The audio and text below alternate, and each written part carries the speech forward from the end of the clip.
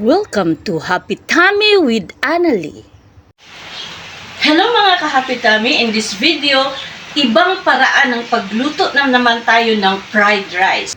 So ito yung mga ingredients natin. Meron tayong natirang longganisa, bahaw or natirang kanin, itlog, spring onions, red onions, and ang ating garlic. So igisa na natin ang ating mga kanin.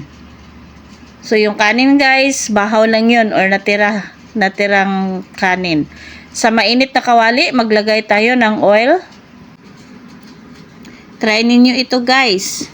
Ibang paraan na naman to for fried rice. So, painitin natin saglit ang ating mantika. And this time, i-add na natin ang ating garlic. Pati na rin ang ating red onions. So, okay-okayin. Hintayin nating lalabas ang bango ng ating mga garlic at onions, mga ka-Happy Tummy.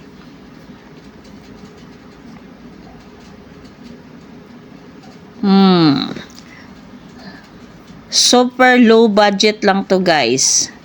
As in low budget. Kasi mga tirang kanin lang, tirang longganisa, yung ano natin ginagamit.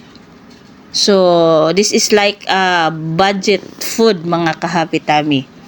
Solved na ang breakfast natin ito. So, ayun na. Naamoy ko na ang ating mga bawang at ang ating mga red onions. So, ngayon, i-add na natin ang ating bahaw or ang natira nating kanin.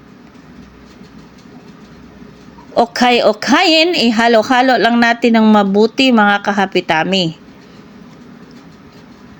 Tapos lagyan natin yan, nilagyan natin yan ng asin at saka konting chik-chik-chik. Ngayon, dinurog na natin ang ating mga longganisa. So, ganito gawin natin sa longganisa mga ka-Happy Tummy. Dinurog natin. So, yung rice natin, may timpla na yan. Meron ng asin at konting chik-chik-chik. Ilagay na natin ang ating mga dinurog na longganisa mga ka-Happy Tummy. Wow. Kanin na, ulam pa. So budget food siya mga ka-Happy Tummy.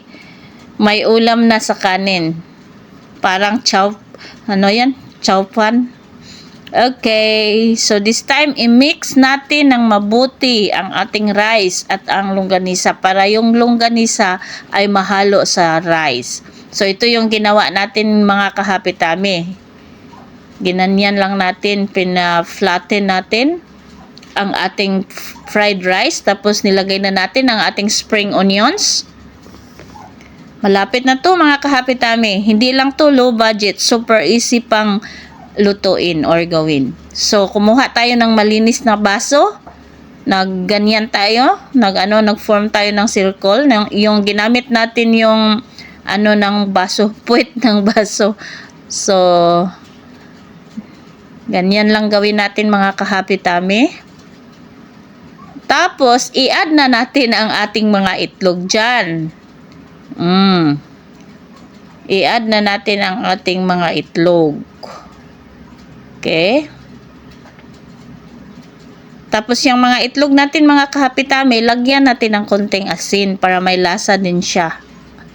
Wow, 'di ba? Ang ganda tingnan. Siguradong masarap yan. Ayan na. Broken yung isang egg natin mga ka-Happy Tummy. Pero okay lang yan. So, naglagay na tayo ng konting asin sa mga itlog natin. After few minutes, charan! Ito na siya mga ka-Happy Tummy. Wow! Thank you for watching. Gutom na, gutom na! Wow! Ang sarap nito. Kain na tayo.